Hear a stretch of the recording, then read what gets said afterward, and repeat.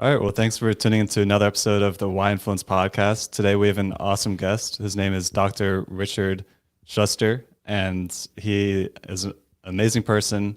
He has a nonprofit called Every Kid Rocks, where he dedicates to helping children everywhere reach their truest potential. And he has an amazing podcast called The Daily Helping, where he strives to get millions of people each day to commit to acts of kindness for others and to get those people to also share those acts of kindness on their social media. So it's a really good, purposeful podcast. And first of all, I just want to say, Dr. Richard, thank you so much for taking the time to come on today. Absolutely, Jeremy. It's an honor to be on your show. So, really quick, can you just give us, from your words, like a 2 to 3 sentence elevator pitch about what your brand is all about? I don't have any tattoos, but if I did, about my mission in life, it would be to help everybody become the best version of themselves, even if it's of no direct benefit to me. And so that's accomplished via my podcast, via my nonprofit for kids, and a peak performance company that I've developed using technology to help people really find their strengths and a roadmap to better themselves. Awesome. Yeah, that's very purposeful, purposeful path. I appreciate the work that you do.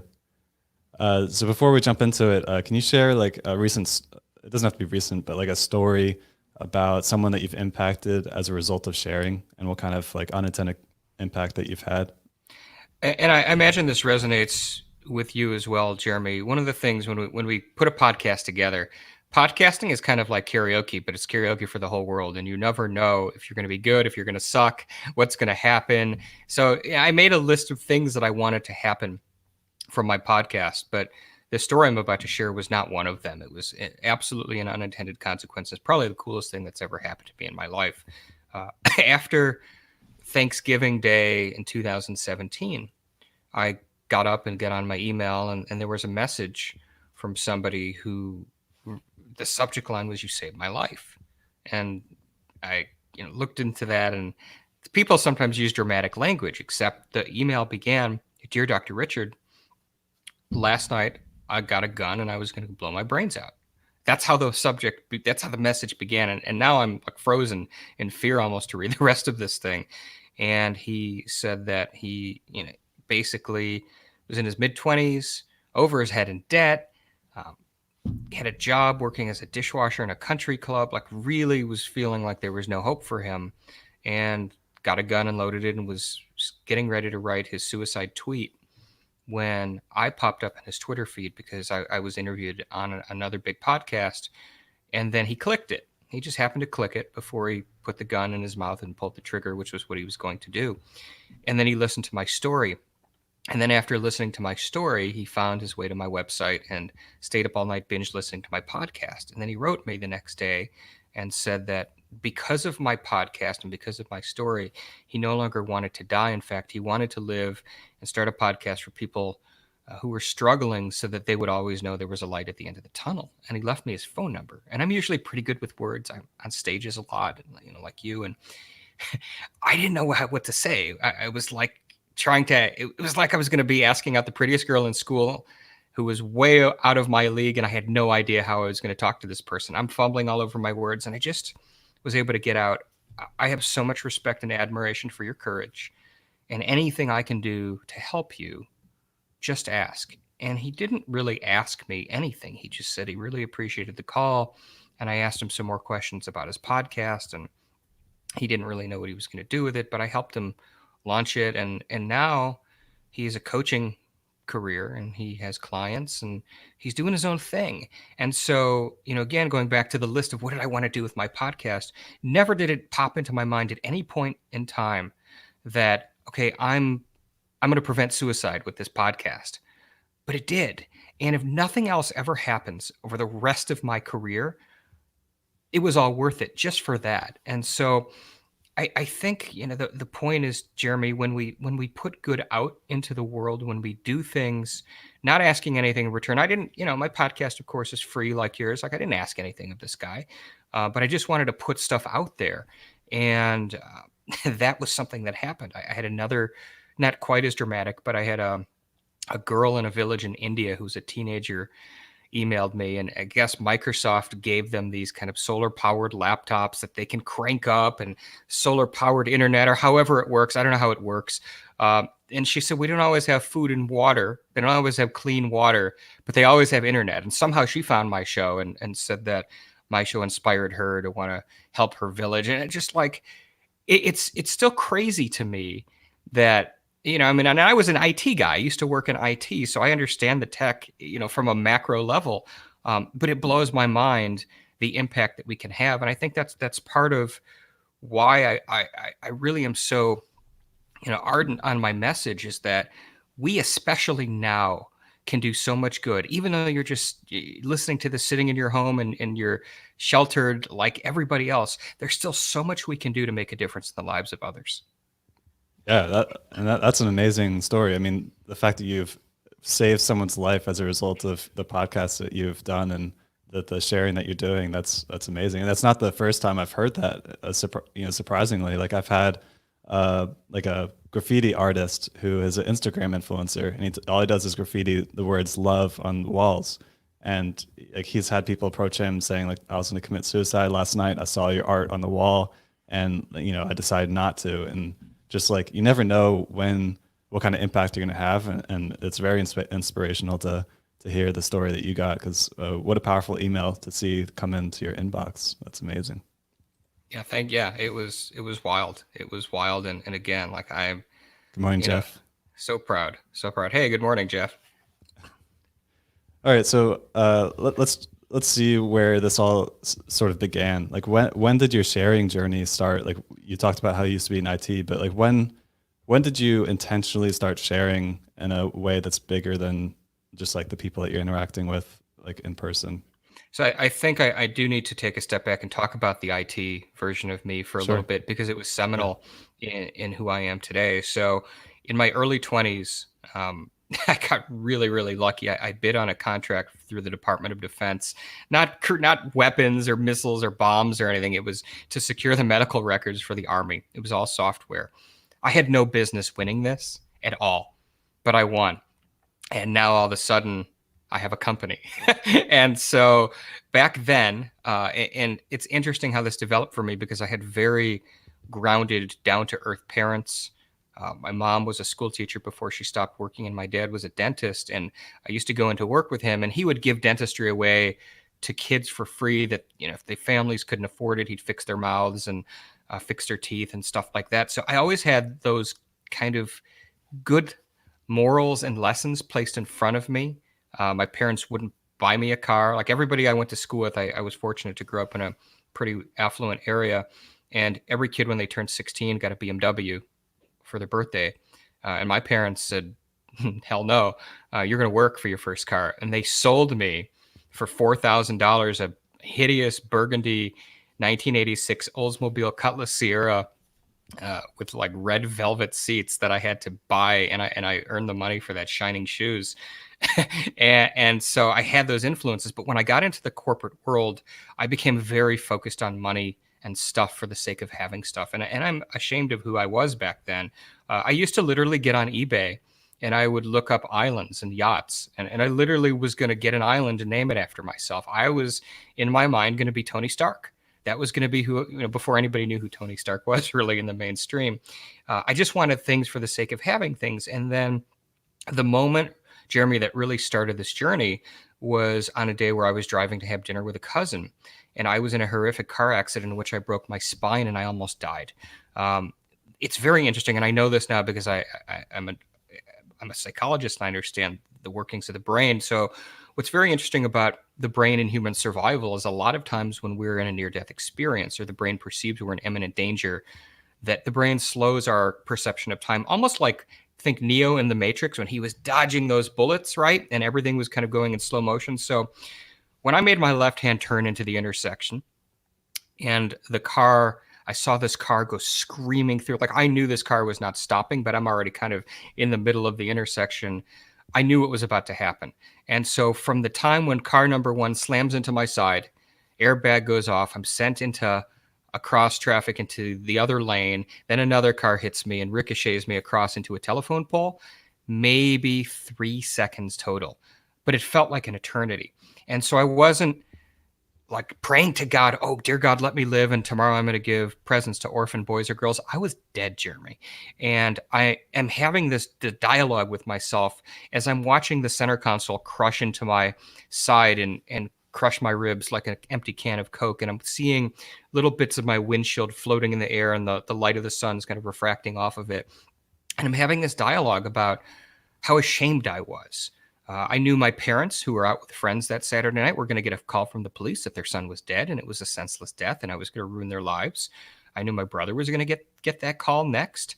I knew that I couldn't take the car with me that had two payments left on it, and the watch with me. And I really was literally having this reflective moment in this accident about how I was and how ashamed I was of the life I lived. And spoiler alert, I survived. But it took me a really long time to recover. It took months to recover. And I wish, Jeremy, I could say, like, that was the moment. And I balled up my fist and I swore aloud that I will never be a selfish prick ever again. But that's not what happened. I recovered, and I went back to work building this company and doing the work. And it was kind of like everything was a shade of gray for me. Nothing was ever really the same. I could never get excited about that work ever again. The longer I was there, the more miserable I became. And the reason why I stuck it out so long, and it's something that I talk about a lot, is because of fear. And I was afraid of letting people down. I had told so many people how successful I was going to be, and people were cheering me on and believing in me. And I had spent a ton of money investing in this. And I had no earthly idea what in the world I would do after at all, because this was the only thing that I really believed was I was supposed to be doing. And the thing about fear is that oftentimes we know what we need to do, but we really don't take action until the pain is significant enough for us to walk away. And it got to a point where my physical health was being impacted. Literally, like I was going to be sent by my doctors to an infectious disease specialist because nobody could figure out what was wrong with me. I was just so miserable until finally I just walked in and told my partners I was done. I was done. And I went from like 80-ish hours a week to zero. And, then I went through this period that many entrepreneurs do. So you went cold turkey, like you cold went turkey. Yeah, I was Okay. done. I was done. And I still had no idea what in the world I was going to do. I was terrified, but I had money. So I was sitting kind of by myself, filled with regrets and wallowing in the misery. And that was probably the only time in my life I've ever been significantly depressed. And I absolutely had no idea what was going to come next. And I laugh and I tell people this jokingly, like, if Instacart had existed back then, I don't know what I'd be doing today. Because what really was the spark that changed my life was I had to go to the grocery store to buy food. And I overheard these two women talking about their teenage daughters on social media and chucking the deuce and posting, bikini pictures, and they were freaked out. And so because I had this background in technology and security, although I was working obviously with the government, I still knew how to apply that to consumers. And I just interjected, which also was out of character for me. I don't usually interfere with people's conversations at a supermarket. And I just said, hey, here's a few things you need to think about to keep your kids safe online. And I was trying to help them, but I terrified them. Their eyes got really big, and they're like, oh my God, you have to come talk to our PTA. And so I went and spoke at their PTA, and then sitting in the audience was a guy who was on that city's cybercrime unit. I don't know why they didn't ask him, but they asked me, and he came up after and said, Richard, you're very good at conveying information, and you can say things as a civilian that we as law enforcement can't say. And now all of a sudden I'm kind of teaming up with him on a speaking tour. And so in that moment, I was able to really reframe what I perceived to be wasted time, wasted money, and useless skills into something that was my first taste. I wasn't charging people for that initially. Like I wasn't making a living doing it. It was just something I did because I had nothing else to do, and I enjoyed it, and it felt really, really good. And that's what started the process that ultimately led me to what I'm doing today. That's a powerful story and amazing. Actually, Jeff says it sounds a lot like his story, and he can relate 100%, which is pretty awesome. But I think it's amazing how you're in this depressive state. You're not talking to anybody, and you hear this conversation. You're obviously passionate enough to overcome like all those subconscious barriers that you had at the time, to interject there about that subject, which then brought you to an opportunity to speak in front of a group. So it's sort of like like you fell into it in a way, but as like a, it's not really a self-aware, uh, situation for you to start. You just sort of fell into it by just like, following your heart essentially. Yeah, and it led to a sequence of events that was completely unexpected. I remember very clearly when I was in undergrad, my last day, I was at the bar with my friends and I held up a beer and said, "Here's to never setting foot in another classroom ever again for the rest of our lives." And two masters and a doctorate later, how foolish I was in that moment. But yeah, so I'm doing the speaking. I get asked at one of these schools by a guidance counselor if I would be a mentor, and they didn't have any male mentors. They had plenty of female mentors, but they gave me this kid who was in the 7th grade at the time, and his parents had recently divorced, and he was having a lot of issues. And mentoring is like therapy if you're not really a therapist. It's just kind of like, but you get to just talk to the kids and try and help them, and that sparked something in me and gave me, because then I started thinking about graduate school, which intimidated me. I didn't had been out of school for a long time, wasn't an incredible student in undergrad or high school. I just kind of, frustrated the hell out of my parents because my grades were never really unbelievable until I got to graduate school. And then I had a 3.97 in my master's, my first master's. And, but that pushed me further. So now I'm getting a master's in social work.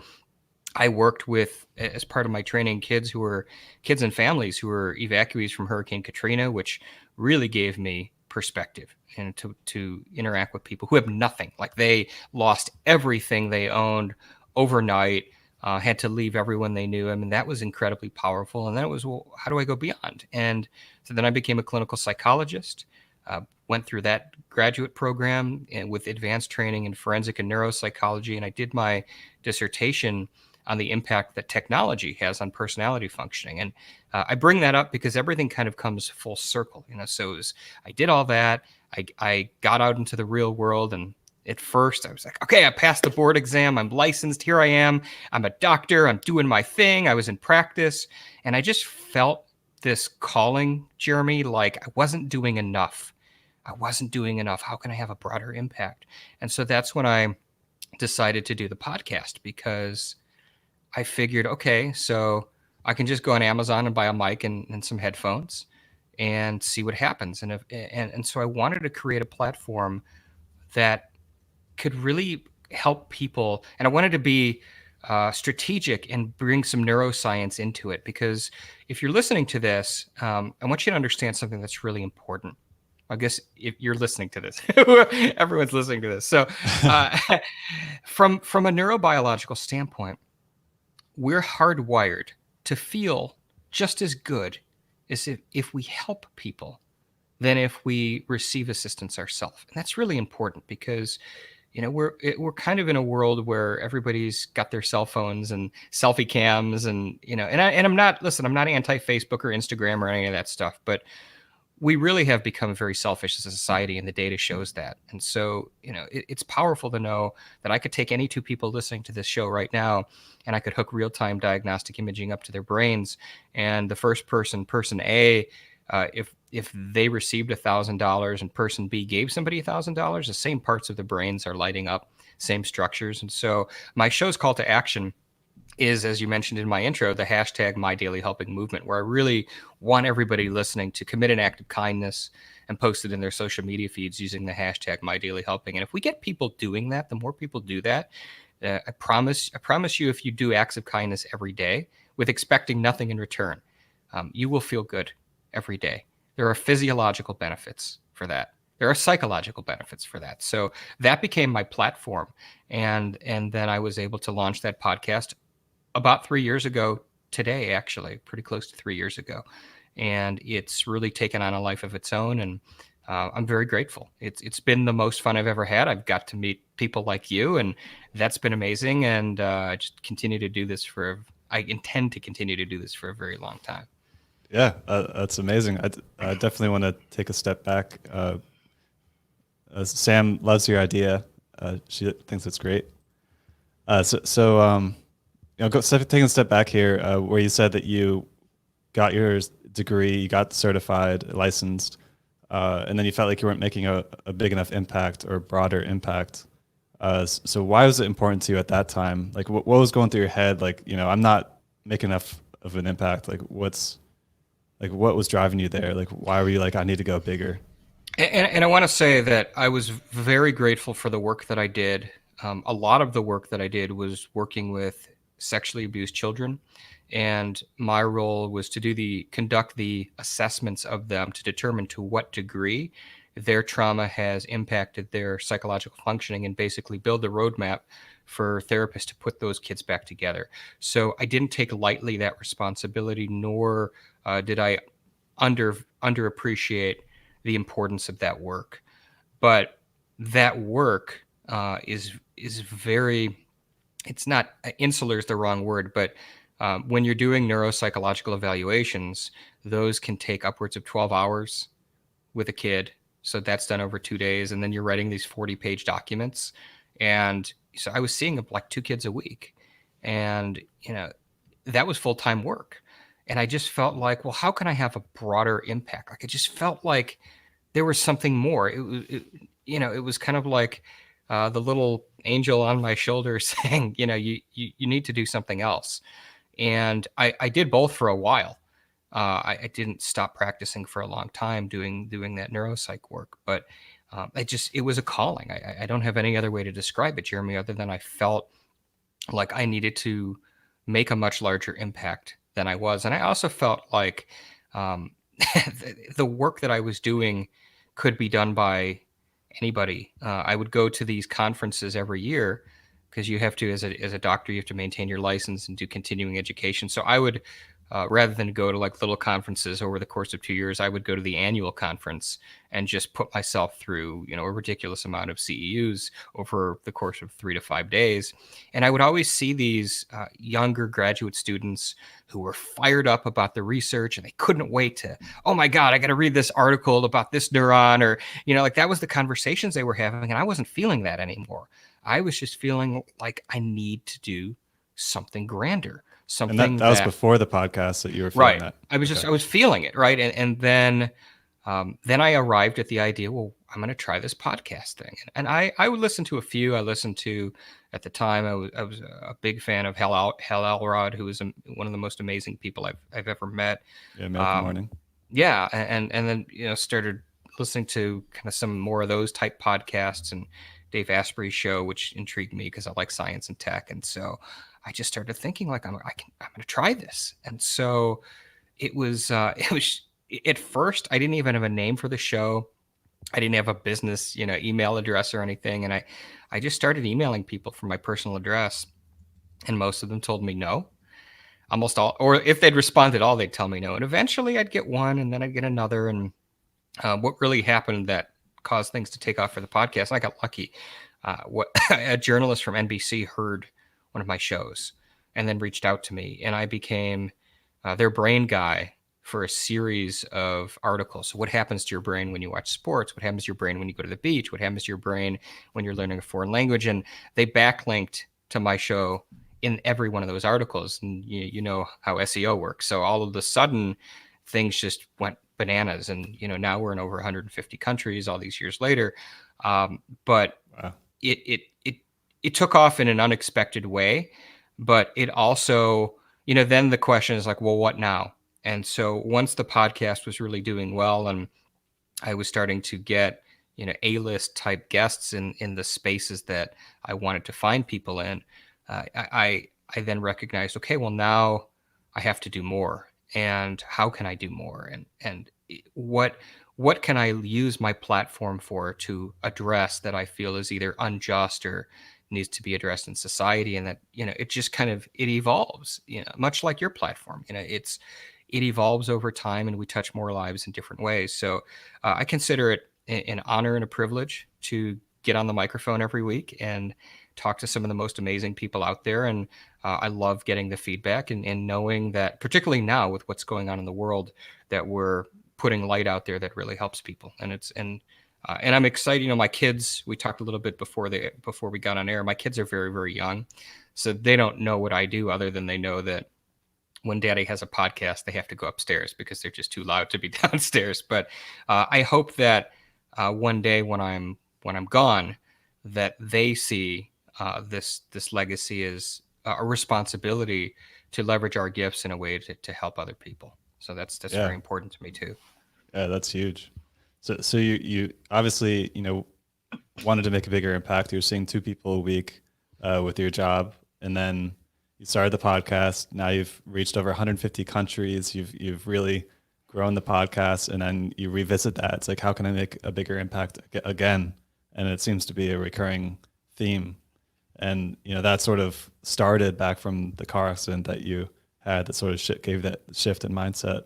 I think there's, I refer to that as one of my two kind of miracle points in my life, surviving that accident. And I have a picture of it, as on my podcast website as part of my story. And it's still crazy to me that I survived it because the car was completely obliterated. Really. And what the way that my car struck that telephone pole, had it been a little bit further down, it was towards yeah, that's it. I mean, the car was absolutely creamed. And so had I been a little bit further down, that telephone pole might have crushed me. Where I actually broke my spine, had it been just a little bit higher, I would have been paralyzed from the neck down. Had it been a little bit lower, I would have been paralyzed from the waist down. I can walk, I can run, I can do pretty much everything that anybody. I'm just a tiny bit shorter, like a quarter, an eighth of an inch, I think, shorter because I compressed that vertebrae so badly. But I'm incredibly lucky, and so that was one of the points in my life, and the other story that was really so impactful was when I was in graduate school on my residency, when we were pregnant with our firstborn son. My son nearly died, and his survival was kind of a miracle too, and that was the inspiration for our charity. What ended up happening, and I'll tell it very quickly, was at 31 weeks, my wife collapsed and had to be rushed to the hospital. And so I was actually in that rotation I was doing at the time. I was actually seeing pediatrics, and my wife is a pediatric occupational therapist, so all she works with are kids with severe delays, autism, things like that. All I was seeing were kids that had cancer and brain tumors removed or severe developmental delays as well. So you're talking about the most severe of the 1% where things go wrong. And so at 31 weeks, I get this call from her office saying that my wife has collapsed and had to be rushed to the hospital. And so that's not great because I know exactly what the data suggests when a kid is born at 31 weeks, and it's very bad, very, very bad. And so I rushed to the hospital, and it's the opposite side of town. And by the time I get there, they had already done all their routine examinations, and the doctor comes out and said, he was white as a ghost. And he said, I have good news and bad news. And I knew, my heart sank, because that's what I was trained to tell people. you let them, set them up to really break the horrible news by telling them anything positive you can find. And so what he said was, the good news is that the reason why you were in so much pain and you collapsed, as he's telling my wife, is because your son was kicking your sciatic nerve.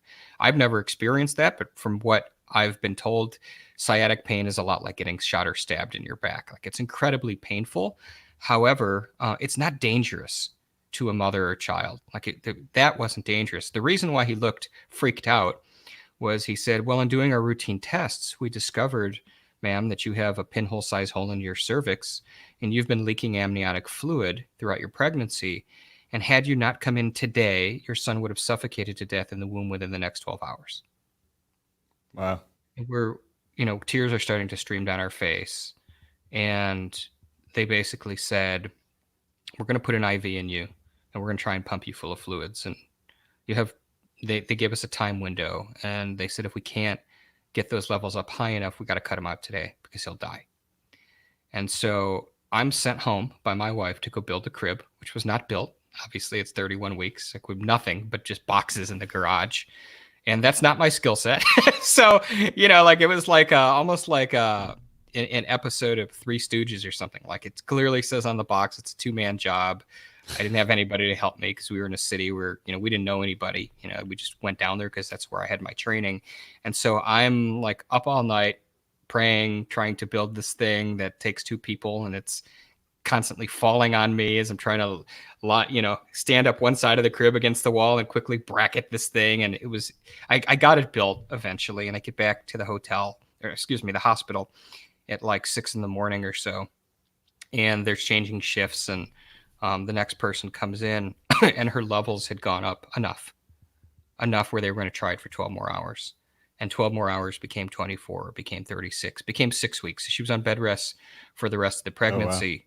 Oh, wow. And so while he had enough fluid to live, he ended up not being able to move. So he was breached. His head, if you cranked your head all the way to the left, that's how he sat under her rib cage for the last 6 weeks of the pregnancy. And so when he was born, his head was misshapen.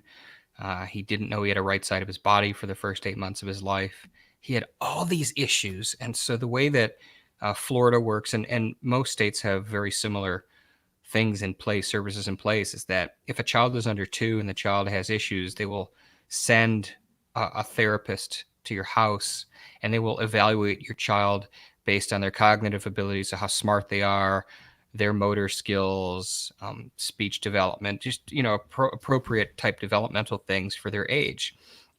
And so because my kid was so smart, because he gets his brains from his mother, the aggregate scores were high to the point where he couldn't get all the help he needed. And so again, like, we're by ourselves on our own.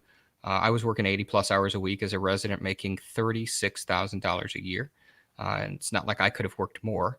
And we had to get him help. He needed speech therapy. He needed physical therapy. He needed occupational therapy. He needed a helmet to fix his misshapen head. And we just started putting on credit cards. $8,000, swipe. That's his helmet. And, therapy services every week. And we were pretty responsible financially. My wife and I, up until that moment, and put ourselves in, at the time, unbelievable debt. And I would do it again and again and again. As a parent, you'd do anything to help your kid. But we got him help. And then we got him into a school where many schools didn't want him, or they wanted him, but they wanted to put him with infants when he was 1 because they were worried about the liability because he couldn't walk and he might get stepped on. And so we found one school in Miami, Florida, that was willing to put him with same age peers, and a teacher who really went above and beyond and helped him. And because of all of that, he's 7. He's beautiful. Of course, I'm biased because he's mine, right? But he can do anything that any 7-year-old can do.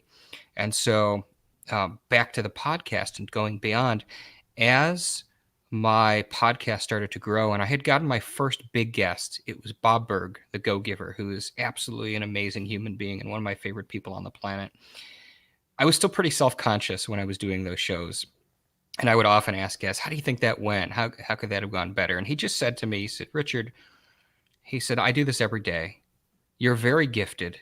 And if you keep doing what you're doing, you're going to help a lot of people. And he actually wrote me a handwritten note and emailed it to me, which I still have. And that was like this amazing confirmatory piece of information. I remember that evening, because for whatever reason, he recorded at night with me, and my wife was in bed reading, and I bust down the bedroom door, and I'm like, Bob Berg thinks I'm great. And I was like on this like almost crazy stream of consciousness about all the things I was going to do when the podcast is successful. And one of the things that came out of my mouth was, and I'd like to, give 15 grand back to our kids' preschool and earmark that money for kids just like our son who just needed a push. And then I couldn't finish the sentence. I like froze and got goosebumps, and the little cartoon light bulb goes off over my head, and I run downstairs, and I got on GoDaddy, and I typed in everykidrocks.org, and the domain was available, and I bought it. And then I sent an email to my lawyer, and I said, we're going to start this nonprofit. And so we're actually retooling some things with it to make it even better. But essentially what we do is we raise money for children that just need a push, and not the kids that have the severe issues, and God bless them. There are a lot of programs in place for them, and I know there's more, but there was really no organization in the place of just helping that kid who just needed a little help, maybe 5 sessions of speech therapy to fix a lisp or a stutter, or a kid with a little bit of motor issues that just needed a little bit of help from an occupational therapist. And so that's my mission with that. And I want to help 1 million kids through Every Kid Rocks. And so again, that was like the next evolution in my kind of going bigger and having a Yeah, broader impact. that's amazing. Thanks for sharing that. I mean, so a lot of the guests I bring on the show, I ask like, why did you start, and then eventually get into why did you continue, and you're at this point where you're continuing, and your why is sort of evolving over time.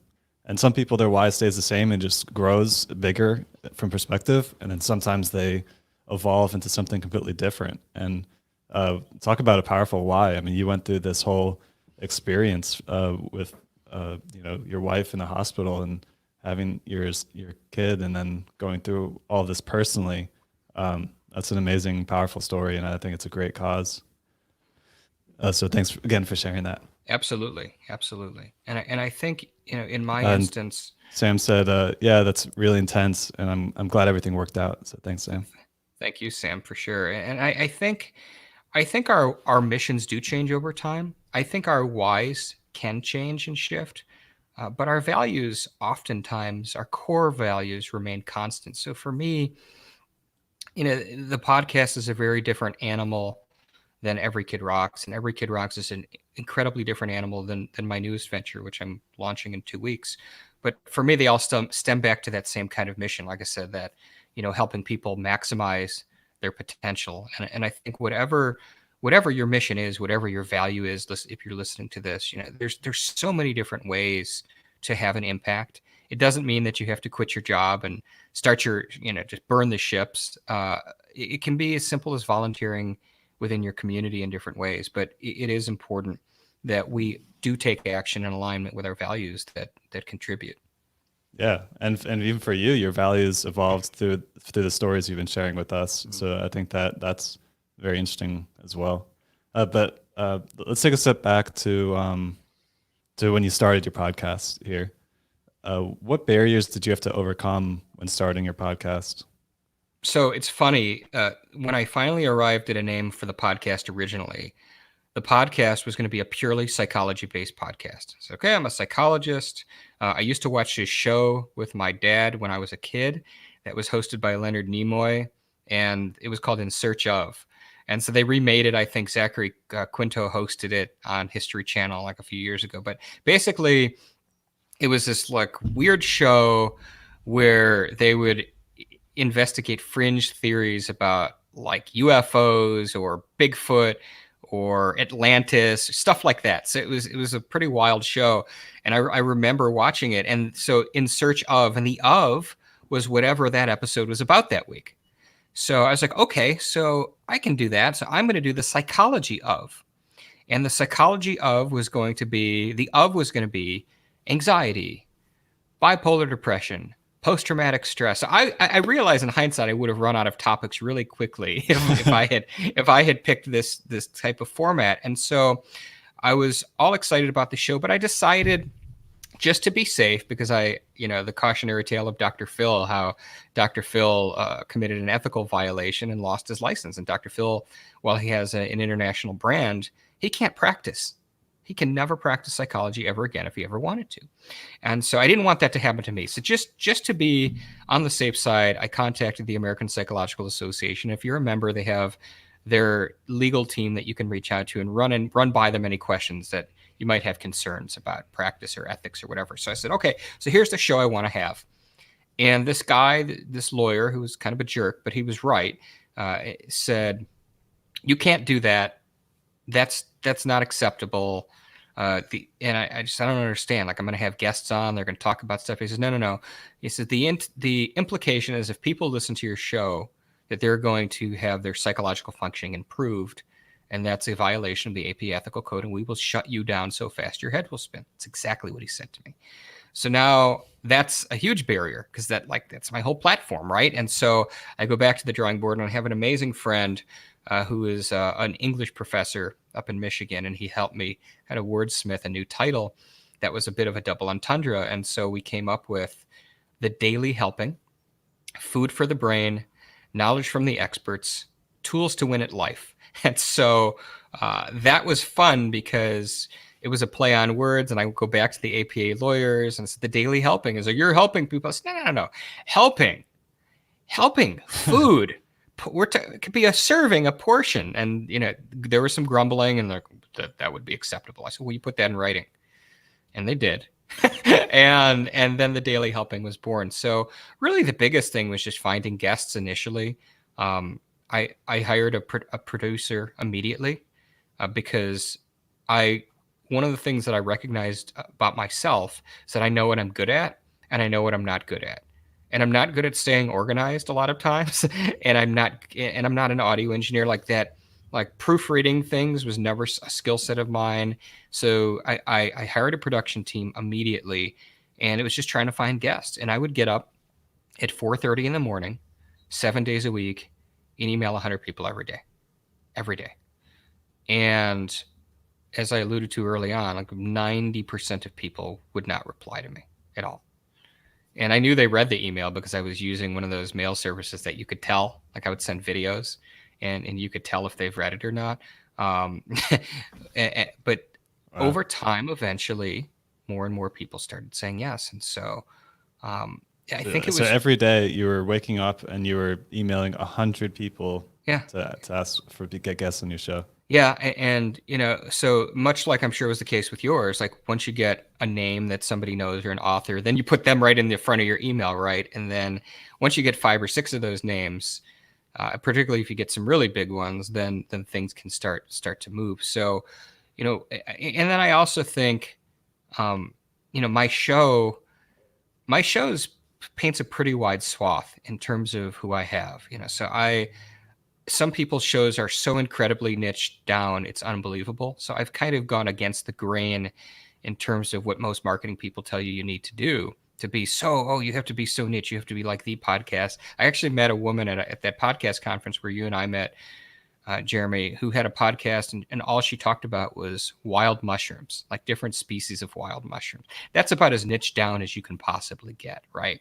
But so, on my show, sometimes I talk about, I'll have guests that are experts in personal finance or nutrition and fitness, or just people that have unbelievable inspirational stories or leadership. So I didn't really want to be restricted by topics. And that was a big challenge because it was getting because I was so kind of scattered in terms of what my message was, other than the overall message of wanting to help people. It was challenging to bring people in, and some really good advice I was given as well was, to get involved in the media. And so I didn't know how to do that. But once I got lucky with NBC, then it led to Men's Health, Women's Health, Reader's Digest, Cosmo, Glassdoor, Forbes is coming up. So, I was able then to kind of leverage those media outlets to further my brand and my mission.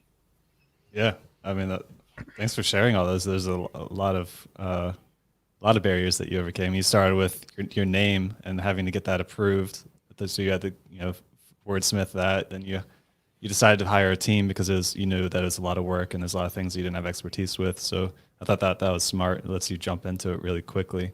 And then your story about emailing 100 people a day to get guests. I mean, do you still do anything like that today? Not really. I still get up pretty early because I have a morning routine and do my gratitude practice and exercising and all those things. Now I'm pretty lucky where I get solicited, especially now with what's going on with coronavirus. I get a lot of people who reach out to me on, if not a weekly, almost a daily basis. And so I can be a little bit more selective. The stories matter to me a lot. So, it's not like I necessarily care how many Twitter followers somebody has but I don't do that anymore. I think as we grow businesses, we shift where our time goes.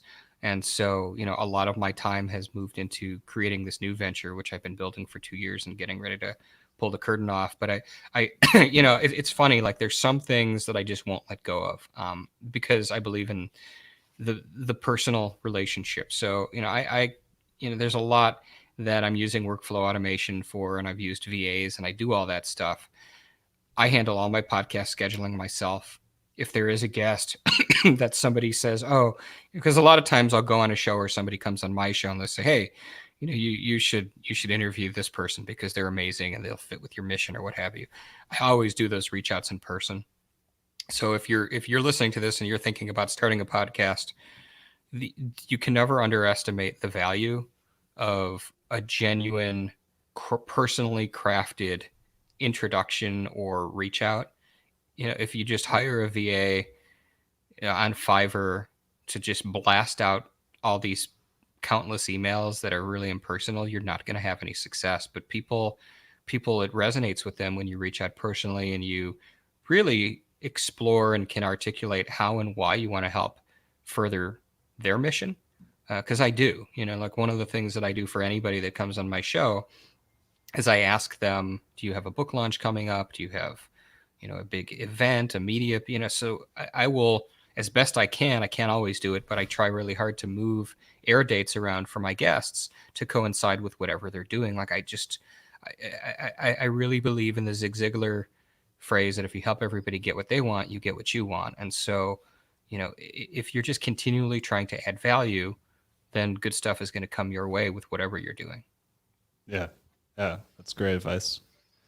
So you've got like quite a bit of moving pieces. You've got this assessments business, you've got the Yeah. podcast, you've got the nonprofit, and you've got this other venture that's gonna be coming out soon. Well, the other venture is the assessment stuff, actually. Oh, okay. So what happened with that was I've been developing this for a couple of years, and so going back to this, how can I have a bigger impact?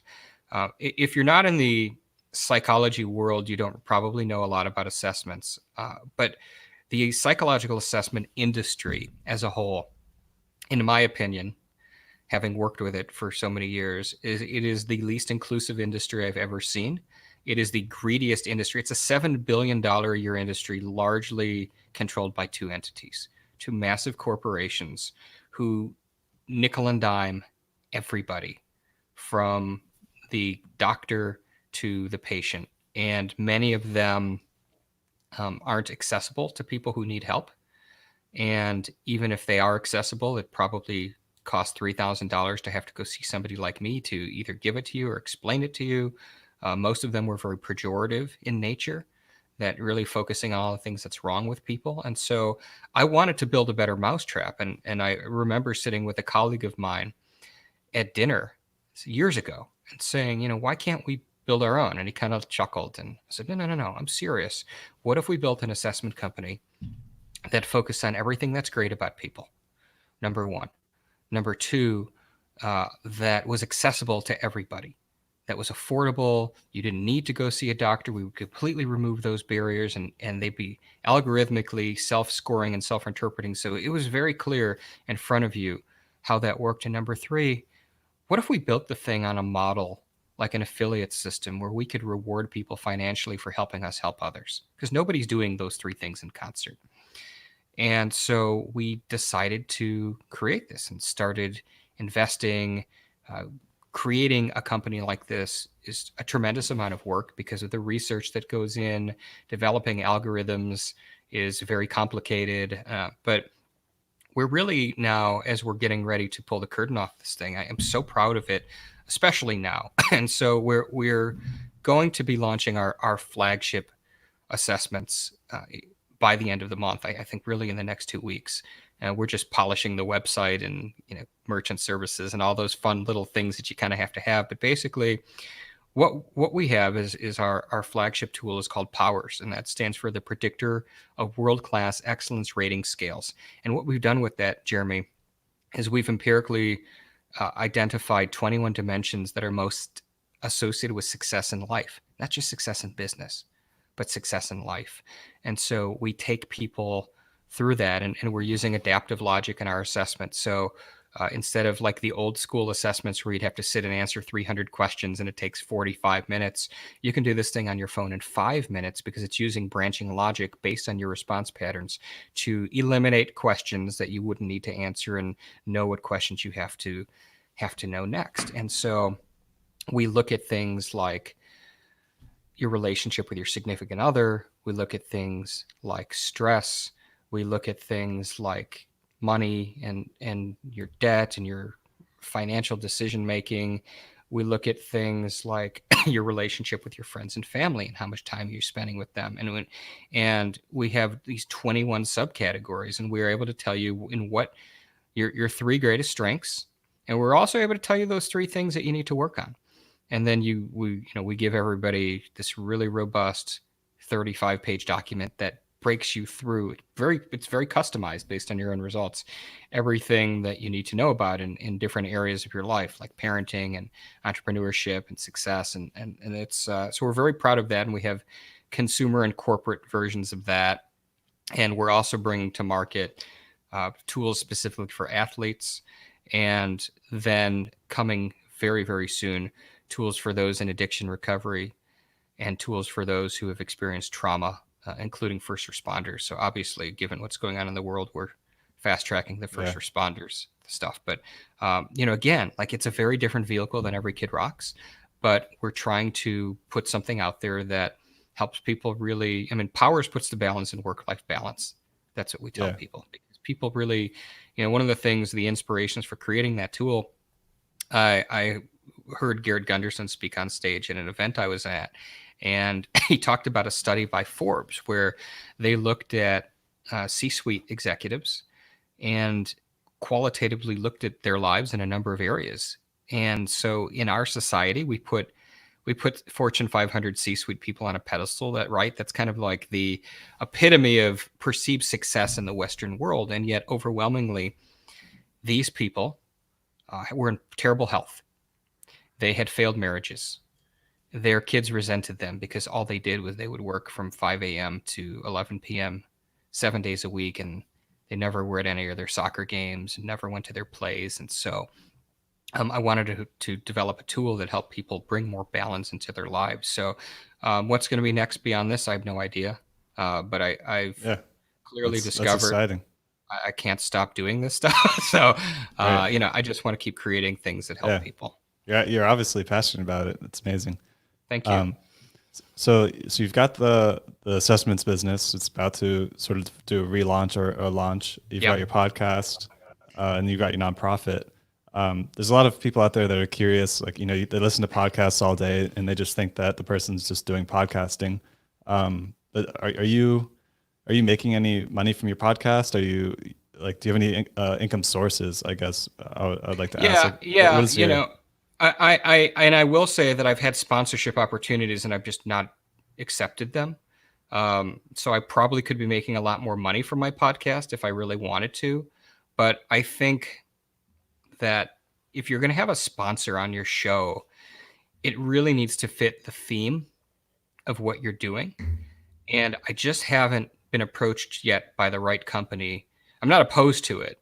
I'm not opposed to extra passive income, of course, but I just haven't felt like this overwhelming, this is it. This is the thing. This is really in alignment with my vision and how I want to help people. So, I get a good amount actually from Amazon, although they're slashing their rates, which you probably for heard. The affiliates. I get it. So I get a good amount. Like I have a lot of best-selling authors on the show, and then people will hear them on my show and they'll buy the book.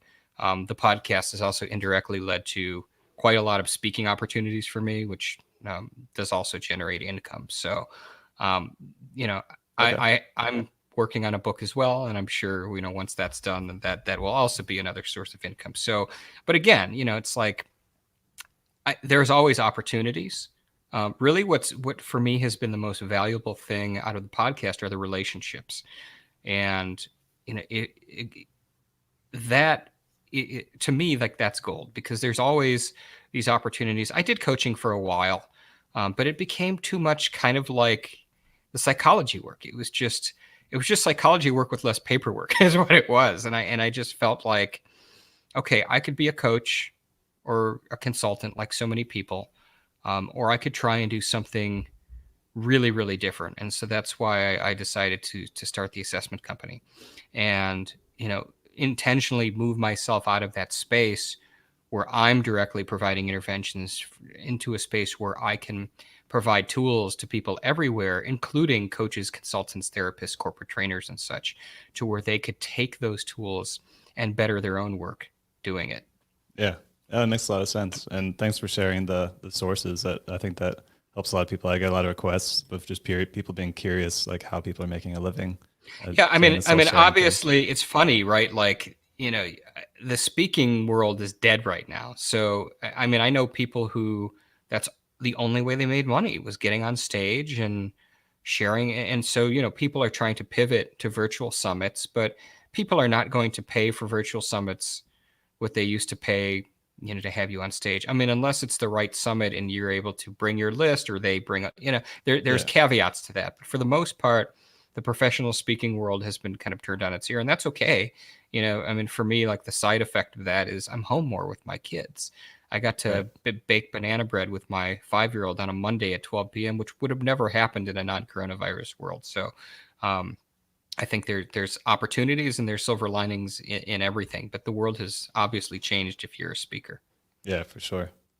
All right. So as far as let's say you meet a person that wants to start a podcast or is early in their journey, what would be some of Mhm. the biggest advice that you would give this person?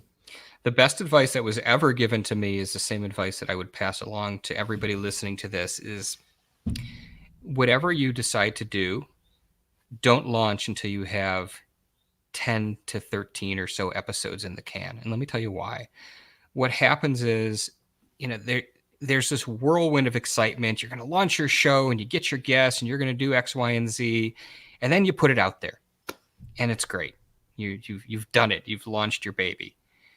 If you don't have that many episodes already lined up and pre-recorded, what's going to happen is if you have just one or two, you're going to find yourself knowing that you need to drop that next episode on iTunes, and you can't because you don't have it. And so if your show is a leadership podcast and that's what you want to start, what you will do is you will find yourself drenched in sweat the week before, and you'll interview anybody just to have an episode. And so why I was told and why I recommend to have so many episodes pre-produced before you launch is that you're never going to be scrambling for that next guest, and that means you're never going to have to compromise the integrity of your messaging just for the sake of having another episode. Yeah, I couldn't agree with that more. When I launched, I had episode 0 with my story, and then 3 episodes right off the bat, and then I think I had a total of 7, so I had another 4 that at least hold me over. I didn't have Yeah. quite 10 or 13, but at least had a chunk to start, and I definitely agree with that tip. I mean, Uh, the rest of it you'll figure out. If you're doing this as a side hustle, there's free tools out there like Audacity, and there's free recording platforms. Like you can put very little money into this. The other kind of things that I would say where you should spend your money from go is get a decent microphone. Number one, don't just use your iPhone's headset unless you have to. And number two, hardwire yourself to the internet. And if you can't do that, if you can't be like plugged in, because not everybody has Ethernet jacks in their walls, go on Amazon and buy these things. They're called, I think they're called like Ethernet over power line adapters. They're like $60, and you plug one in the room where your laptop is, and one over to the other part of the house where your router is, and connect it to your router, and it basically gives you a hardwired connection into the internet via that adapter, and your throughput will probably be more than twice of what you would have if you were doing it over Wi-Fi, and your audio quality will be improved radically because you might have the best content in the world, but if you're cutting out constantly, people are going to tune it out. Right. Yeah. Audio is definitely the most important thing of when it comes to the podcasting. Yeah. My microphone, I've got the ATR 2100. It's like a $60 or $70 mic. I think It's there's a new version out. exactly the same mic that I'm using, except Yeah. mine is on an overhead boom, and the reason why is I used to have a Blue Yeti, and when my kid was 2 and it was desk mounted or just sitting on my desk, he smashed it off my desk, and so I went with an overhead boom so my kids couldn't destroy my hardware. But Yeah. yeah, I mean it's a really inexpensive mic, and it's a phenomenal. You can get a pop filter for $8. Right. You can really get inexpensive hardware and sound extremely professionally polished. Yeah. I always tell people don't overthink it. Just buy that mic. And then if Hmm. you want to change it later, you can just change it later. Yep. Um, so we're running a little bit low on time here. When you meet like a seasoned podcaster, but what would be some like secret sauce that you feel like you've done that's different than the average podcaster that's given you some of your success that you've had that you wouldn't mind sharing with us? Sure. Now that I have been able to do this for about 3 years.